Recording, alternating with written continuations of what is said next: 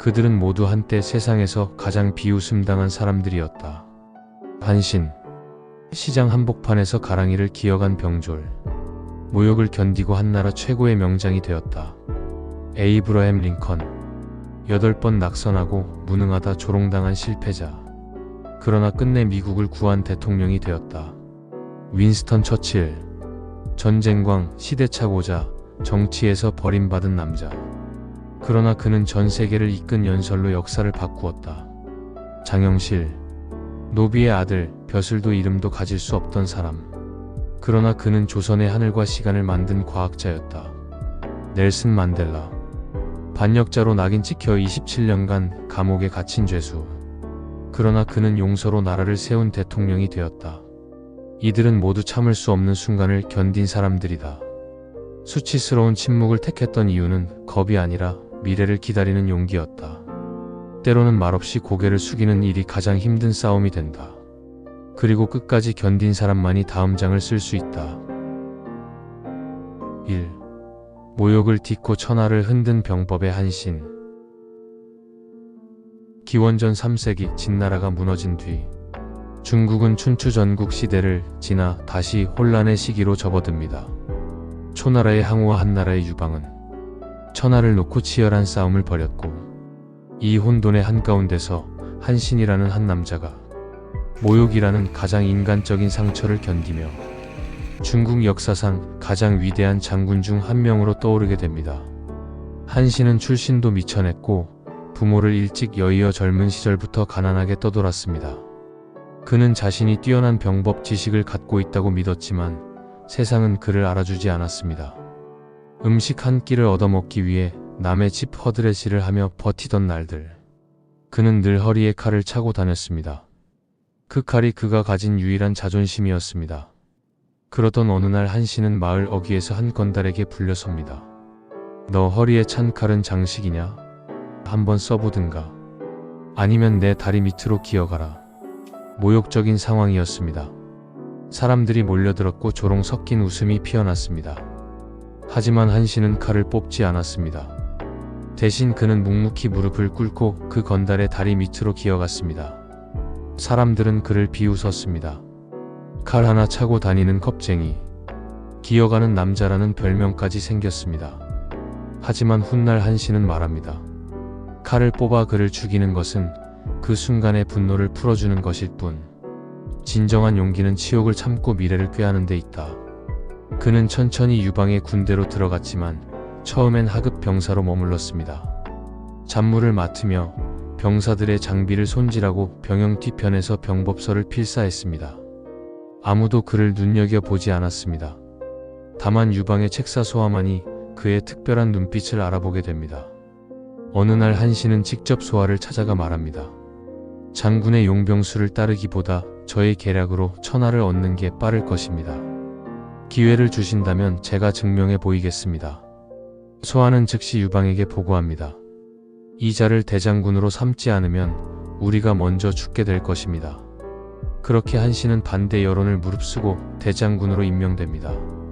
그를 조롱하던 병사들조차 깜짝 놀랐습니다. 기어가던 놈이 대장군이라고. 그러나 대장군이 된 한신은 모든 전선에서 승리를 거두며 전세를 뒤집습니다. 그는 위나라를 설득하며 항복을 받아냈고, 대군을 이끌고 조나라를 침공할 땐 배수진을 쳐 병사들이 후퇴할 길을 끊었습니다. 죽을 각오를 한 병사들이 승리를 만들어낸 이 전투는 훗날 배수의 진이라는 고사성어의 유래가 됩니다. 또한 그는 병사들의 사기를 높이기 위해 이렇게 말했습니다. 우리는 지금 고향도 없고 가족도 없다. 오직 이 땅을 밟고 선 발과 옆에 동료만이 너의 전부다. 뒤를 돌아보지 말고 앞으로 나아가라. 그는 심리전에도 능했습니다. 조나라 장수 장안을 포섭해내고 항우와의 결정적인 전투에선 허를 찌르는 우회 공격으로 항우의 본진을 흔들었습니다.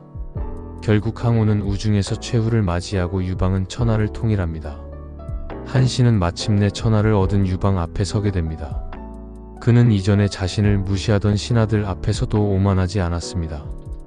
다만 조용히 말했습니다. 지금 나를 칭송하는 자들이여, 나는 예전에 다리 밑을 기어갔던 자요. 그러나 한신의 인생은 여기서 끝나지 않았습니다. 그는 유방의 경계와 질투 속에 점차 정치적 입지를 잃어가고 결국 반역 혐의로 체포됩니다. 마지막 순간 그는 이렇게 회고합니다. 나는 전장에서 수많은 나라를 이겼지만 정치에서는 단 한 사람의 의심을 이기지 못했다. 죽음을 앞두고도 그는 담담했습니다. 그의 이름은 역사 속에 길이 남게 되었습니다. 한신. 그는 비굴함을 감내했고 치욕을 기억했으며 인내로 천하를 뒤흔든 병법의 신이었습니다. 그리고 오늘 우리에게 이렇게 말해줍니다. 견디는 자가 이긴다. 때를 아는 자는 스스로를 낮춘다.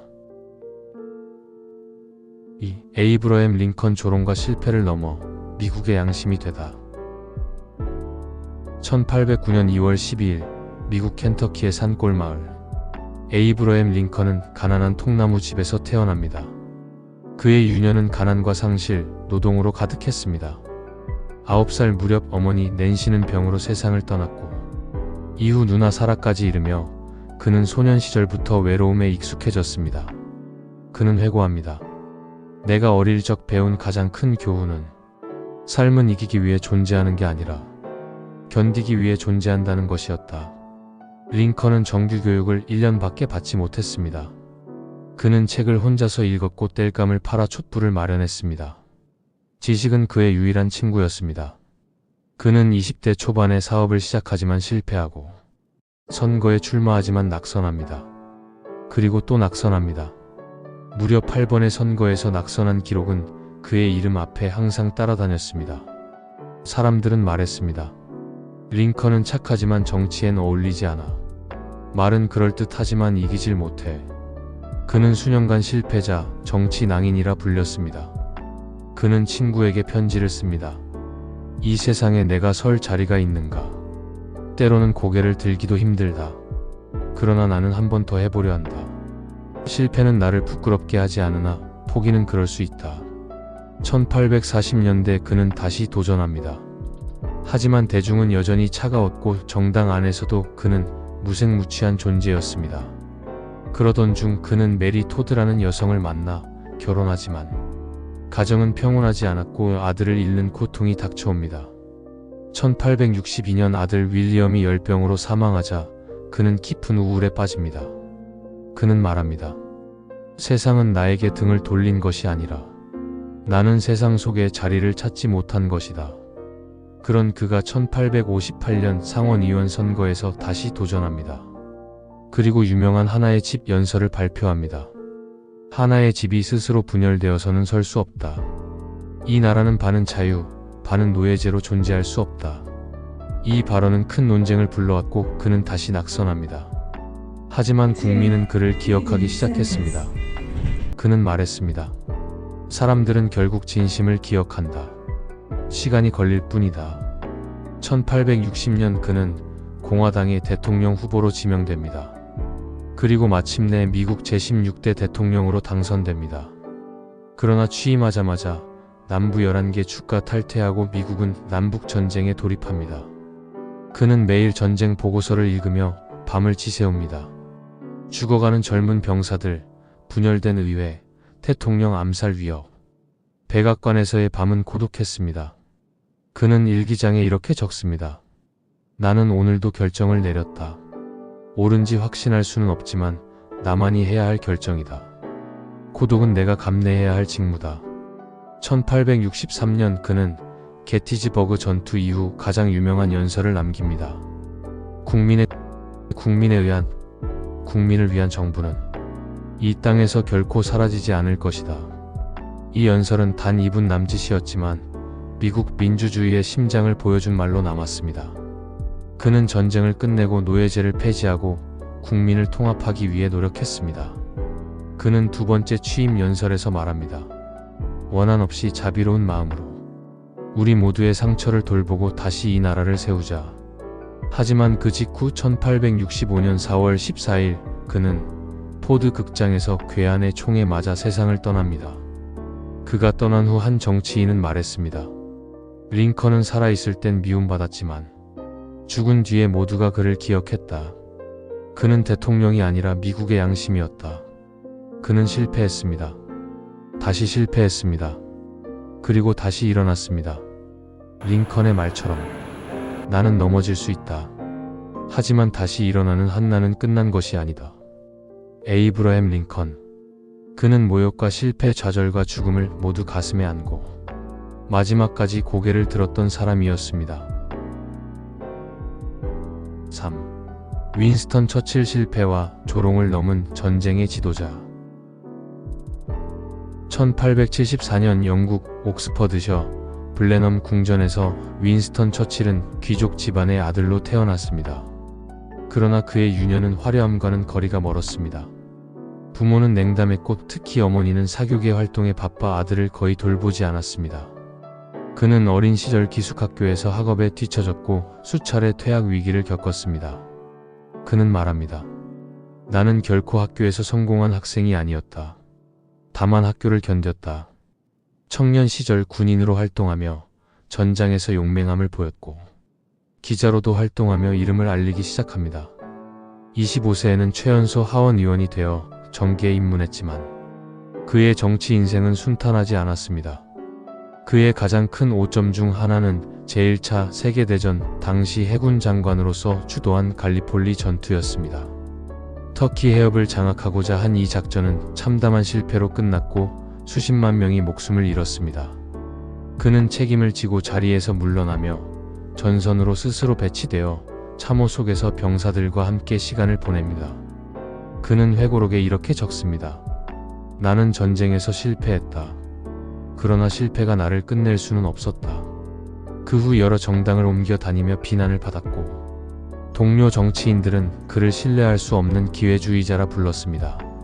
1930년대에 들어서 그는 다시 의회에 복귀했지만 여론은 냉담했습니다. 그는 독일 히틀러의 위협을 경고하며 재무장과 대비를 주장했지만 사람들은 늙은 전쟁광의 소리라며 외면했습니다. 그는 말합니다. 사람들은 진실을 듣고 싶어 하지 않는다. 진실은 불편하고 귀찮고 조용한 일상을 흔들기 때문이다. 1938년 영국은 독일과 평화협정을 맺으며 안도했습니다. 그러나 1년 뒤 독일은 폴란드를 침공했고 제2차 세계대전이 시작됩니다. 국민들은 공포에 휩싸였고 당시 수상 체인벌리는 물러납니다. 그제야 윈스턴 처칠이 전시 내각을 이끌 수상으로 임명됩니다. 65세의 나이, 수많은 실패와 조롱 끝에 그는 전쟁이라는 가장 혹독한 무대의 중심에 서게 됩니다. 1940년 5월 13일 그는 하원 연설에서 이렇게 말합니다. 나는 여러분께 피와 수고, 눈물과 땀밖에 드릴 것이 없습니다. 우리는 물러서지 않을 것입니다. 우리는 싸울 것이며 우리는 견딜 것입니다. 이 짧은 연설은 국민들에게 불을 지폈고 처칠은 이후 수많은 연설을 통해 영국의 버팀목이 됩니다. 우리는 해변에서 싸울 것이다. 공중에서 싸울 것이며 들판에서 거리에서 싸울 것이다. 결코 항복하지 않을 것이다. 공습 속에서도 그는 매일 전선 보고를 확인하고 국민과 함께 지하 대피소에 머물렀습니다. 당시 한 시민이 이렇게 말했습니다. 폭탄보다 무서운 건 불안이었고 그 불안을 누그러뜨린 건 처칠의 목소리였다.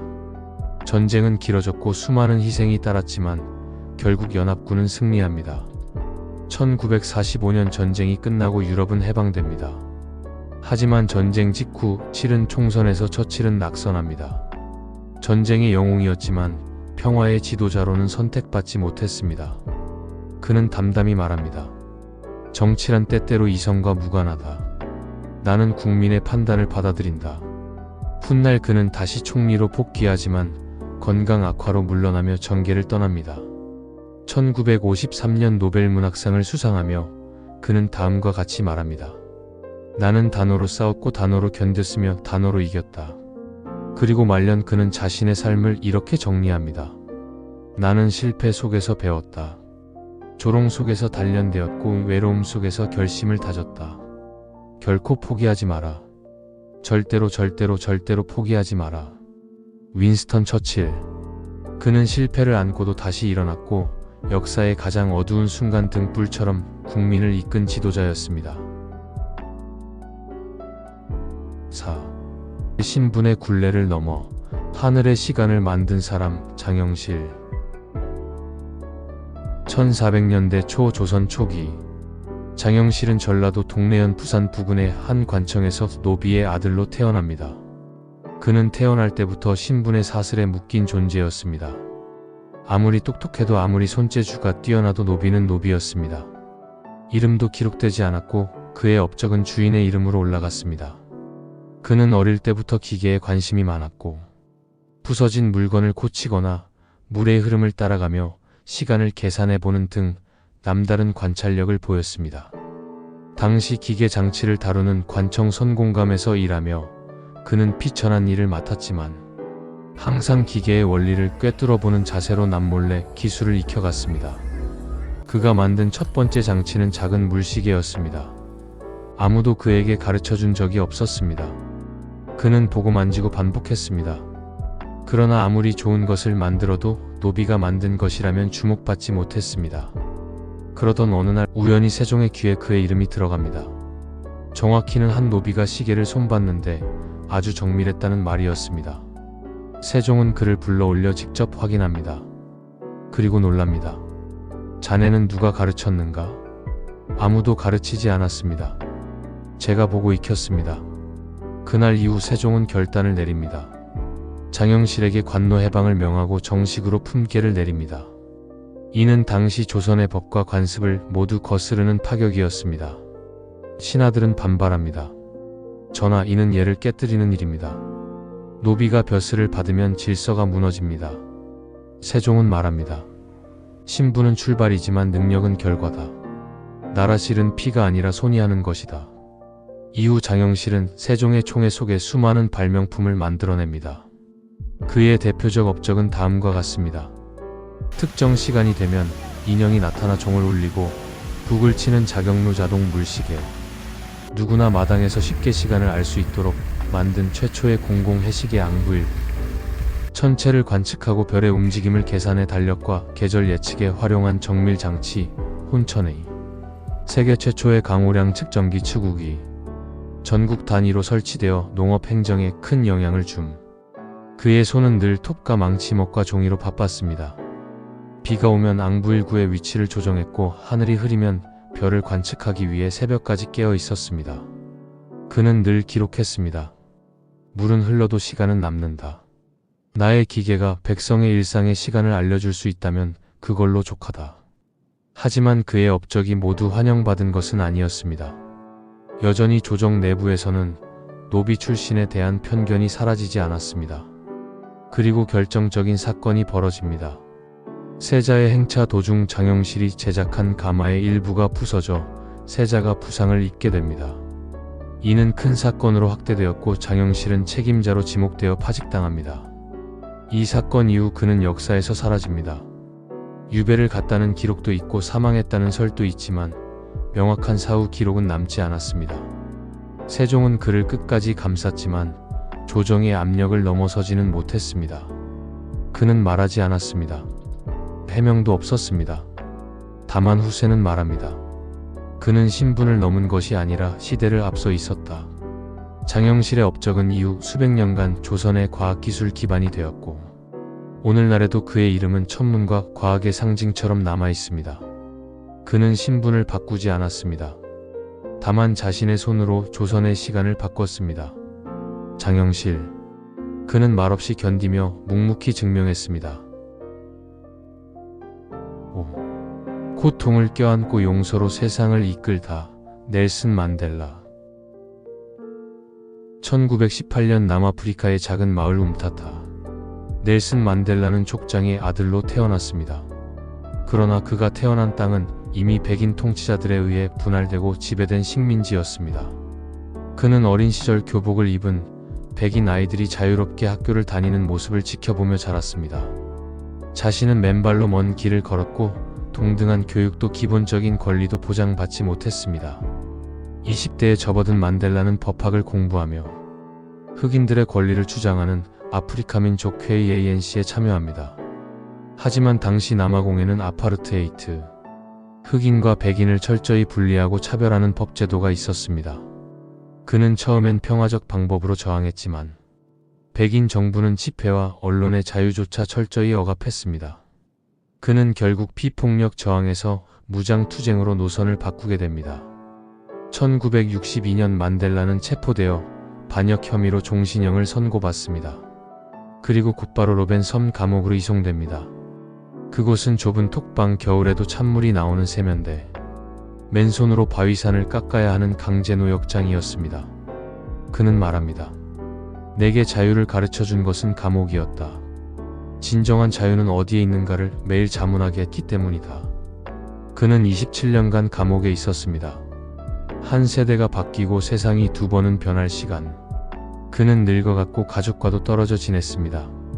어머니의 장례에도 참석할 수 없었습니다. 감옥 안에서도 그는 싸웠습니다. 죄수들 간의 인종차별 철폐를 요구했고, 책과 신문을 볼 권리를 요구했으며, 정치범에 대한 처우를 바꾸기 위해 목소리를 냈습니다. 한 간수가 나중에 이렇게 회상합니다.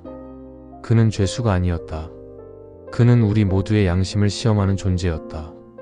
1980년대 후반 국제사회는 남아공 정부의 압박을 가하기 시작했고, 국내외에서 만델라의 석방 요구가 높아졌습니다. 1990년 그는 마침내 석방됩니다. 그는 72세 노인이 되어 자유를 되찾습니다. 기자들이 그에게 묻습니다. 이제 무엇을 하시겠습니까? 그는 말합니다.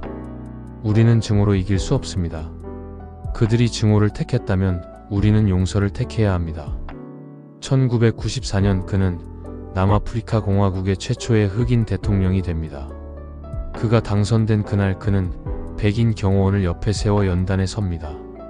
우리는 하나의 국민이 되어야 합니다. 우리가 서로를 미워하면 우리는 서로의 촉새가 될 뿐입니다.